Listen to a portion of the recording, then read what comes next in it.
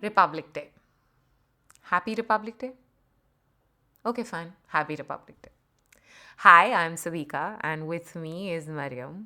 And today we are officially starting the second season of Main Bhi Muslim. And it's, if you've noticed, going to be in English.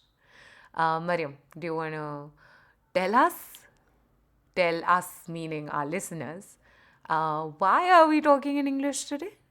Or going to be talking in English today onwards? So I think the reason why we are choosing to speak and have this conversation and the forthcoming conversations in English is essentially to make sure that the international audiences that we have been building can access our um, podcast and our conversations more easily, and at the same time can participate more democratically because in the season one that we initiated, a lot of conversations we had with our English speaking friends, while they were thoroughly interested and really wanted to know more about how we are approaching this theme and this sort of navigating the journey, they were unable to really listen it firsthand. That said, it doesn't mean that we will not have our conversations from our heart, because sometimes our hearts can speak through English, sometimes they can speak through Hindustani. So we will make sure that जब दिल की आवाज़ दिल से निकले, तो अब वो अंग्रेज़ी में निकले या हिंदी में निकले या हिंदुस्तानी में निकले, अपनी सारी सच्चाई के साथ निकले. So on that note, Savika, I think maybe we can start talking about Open have an house. open house, yes, and really start talking about 26th January as being the Republic Day, and how much of it or how much of its meaning has changed, or I would say evolved, for you and for me, जब से हमने मैं भी मुस्लिम की शुरुआत करी है. First and foremost, I would actually want to go back to something you said towards the end about जो भी बोलेंगे दिल से बोलेंगे. शायद अंग्रेज़ी में बोलने की ये जो मुहिम है, that's also coming from the fact that we realize that Mariam and I have a tendency of over the phone talking in English, and I think 26th January, if it is Republic Day, and it is probably also the day when we are in some sense reinstating our sense of home over this country, um, it makes sense to kind of talk in a language which both of us feel more at home in. So I would just want to add that before I go on to sort of say what does today mean. Um, I can't help but go back to this day last year, 26th January 2020. I think we have mentioned this in one of our previous podcasts. I think on the 15th of August, we spoke about this briefly. I remember breaking down at the sound of the national anthem, and in a way which was quite hysterical. And for the first time, I felt that the national anthem does not include me for some reason. For the first time, I felt that I need to fight for the feeling of belongingness. And I just like, while I was crying and bawling literally, a part of me was wondering, how can one even fight for a feeling? Either you feel it or you don't. And I would say between the last year, 26th January 2020, and now 26th January 2021, Main Bhi Muslim, this podcast, has been the reason why I do feel at home. And in some sense, I also understand what the phrase fighting for a feeling of belongingness means, because this podcast has been a fight in some ways, if not most.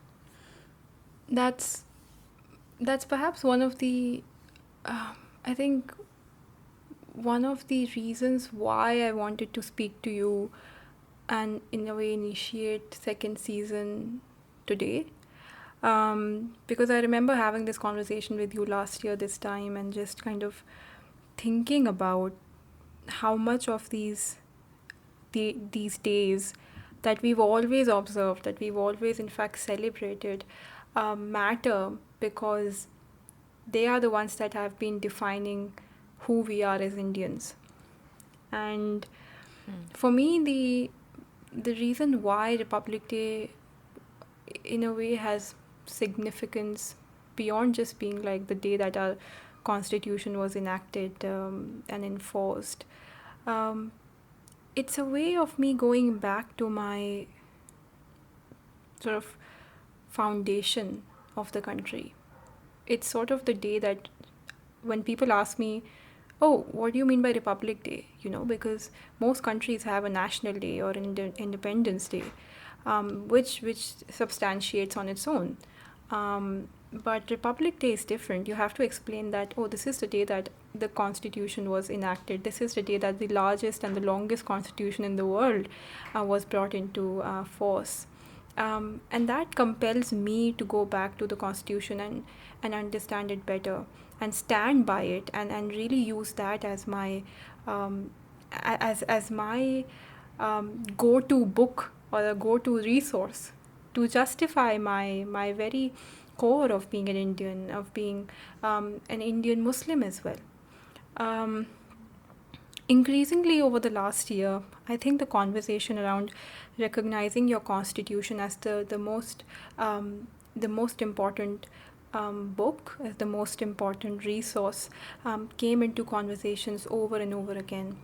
And I know that you were the one who actually used that book, should I say, or constitution as your protection, as your shield, when you went to the movement and the protests that were happening around the Citizenship Amendment Act. Yeah, actually, it's quite fascinating that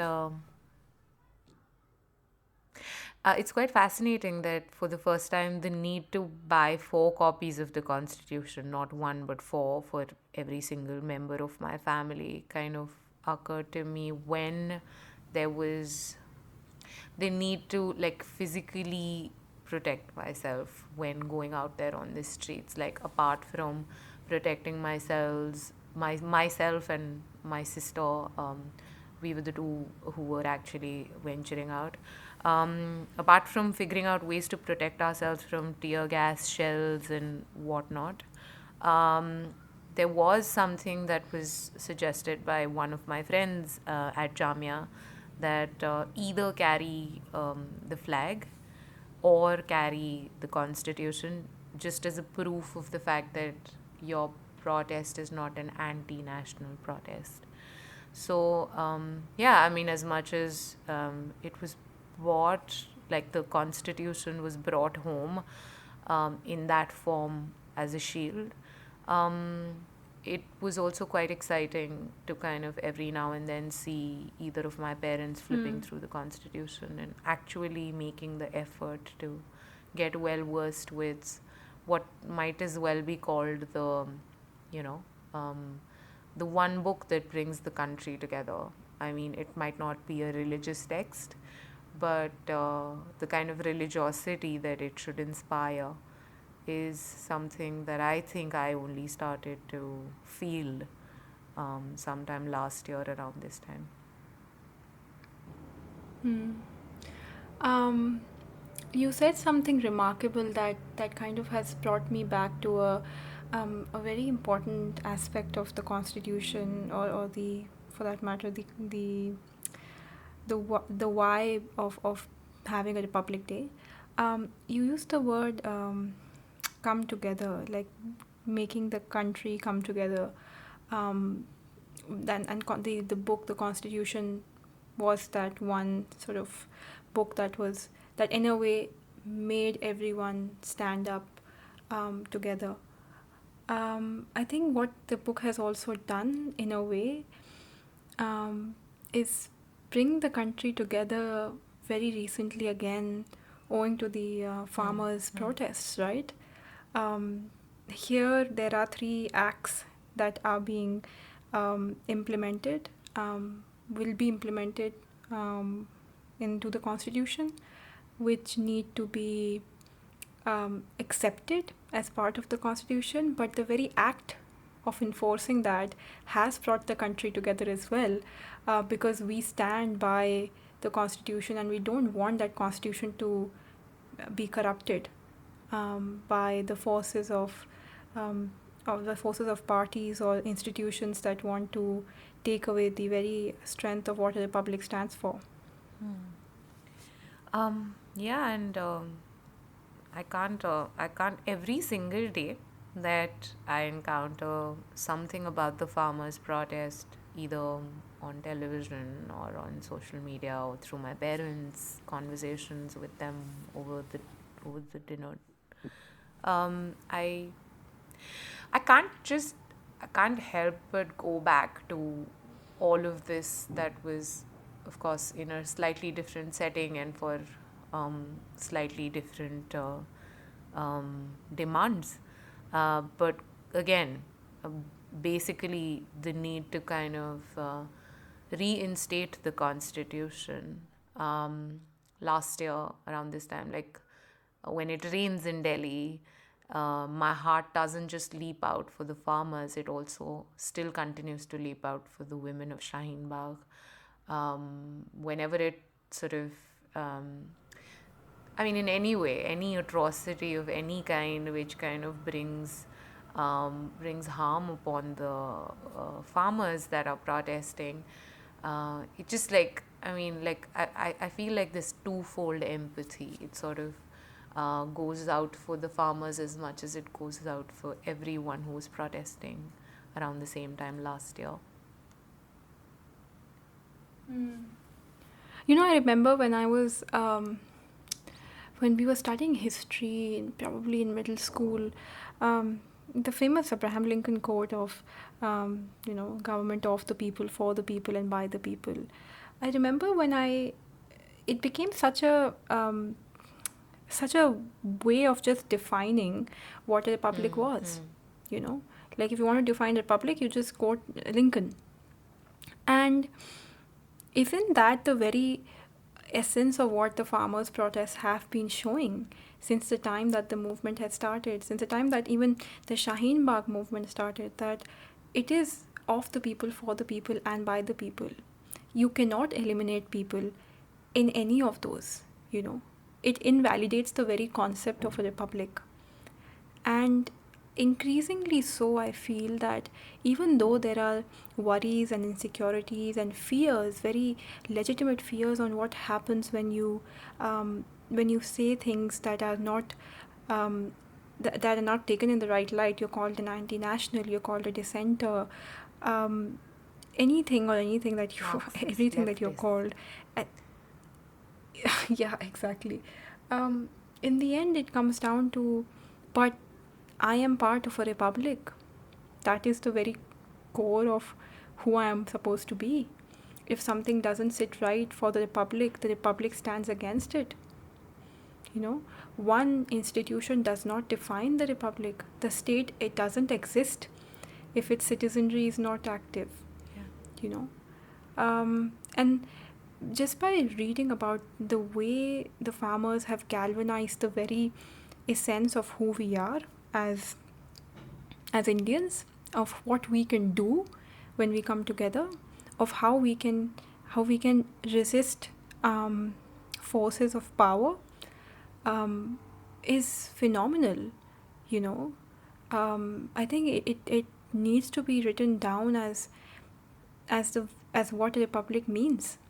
You know, maybe we need to redefine the republic in the light of the citizen movements that have happened since the time that the Shaheen Bagh movement started. Absolutely, and I also I find it fascinating um, how how these people's struggles are classless, and I on actually I don't think it's fair to call it classless, because what we did see with the Shaheen Bagh protest as well as with the farmers protest is that you can really see the grassroots kind of coming into it, and these both these protests have been deeply rooted in ways in which I would actually say, in some ways, uh, the classes that we belong to, like let's say middle class, upper middle class, lower middle class, um, sometimes they need to figure out a way to kind of find their way into protest sites. And it just sort of takes me back to memories of having performed at protest sites and actually feeling like an ally, not really feeling like a Muslim, if you know what I mean. And yeah, like even the farmers' protests. If I am to find my way, to the Singhu border right now, I know that there will be an element of just like being an ally more than, I mean, of course, in this case I can't call myself a farmer, but what I'm basically getting to is like the rootedness of both these protests, of both these movements, is something which really makes me feel that as the so-called middle class, like the Indian middle class, it gives us a lot to think about. It really does open up like a plethora of questions about, you know, our ability to really, as people, um, use the physicality of our bodies to like just be there and like, And also the emotionality of our beings, right. you know. um, because what you said about how each one of us can play a part, it it boils down to the essence of, do you even think you can bring a change? Do you even think that you can be someone who can participate, and do perform your responsibility as part of a republic? I think a lot of times when we look at, and I don't, I guess that's expected, or whatever you can say, but when you observe these national events or these national Mm-hmm. days, there is always a sense of belonging. It's it will I I don't think so. I'm overestimating it when I say that there is a sense of belonging. When the national anthem plays, I do belong to my country. I do know that this is something that I have been raised with. When the flag is hoisted, it gives me, it inspires me. And by that, I don't mean to say that that is not something that is expected of everyone. What I'm saying is that's always like the point from where you can take your responsibility further. If you are a part of a republic, what are you doing? And again, that doesn't need to be always in the eye of the public, but what are you doing that can really make you feel that yes, you are part of a country, and you belong to a larger set of people. Um, and the farmers protests, or the Shaheen Bagh protests, or the entire, all these movements, I want to call them, they inherently instill in you that at any given moment you do have the power to feel that you are part of something bigger. True. And you go on. I um, I can't help but reminisce about these gatherings that I was briefly a part of. I think again we mentioned about this in the 15th August episode. Samvidhan or Samaj was the sort of title of these, Hmm. which essentially translates to the Constitution and society. And what we were trying to explore there um, was how do we build a connection with the Constitution, which is a living, breathing connection, which is an emotional connection, which is a connection of belongingness. As you were talking about belongingness, I couldn't, like I said, help but find myself reminiscing about these particular gatherings where um, we were actually very actively asking questions like, when you look at your week and when you're scheduling your week, you set aside sort of time for yourself, like what we call me time. Then there's of course work time. There is, Hmm. time for family. And is there anything such as time for the country? do we have that sense of, okay, this is the time I want to, let's say, set aside to do something for my republic? And Hmm. a part of me can't help but sort of find that question a little redundant, because if you are actually truly living like a life where you are contributing to the country's growth directly, indirectly, you don't necessarily need to sort of go out of your way and sort of prove your patriotism by setting aside like a time in the week for your country.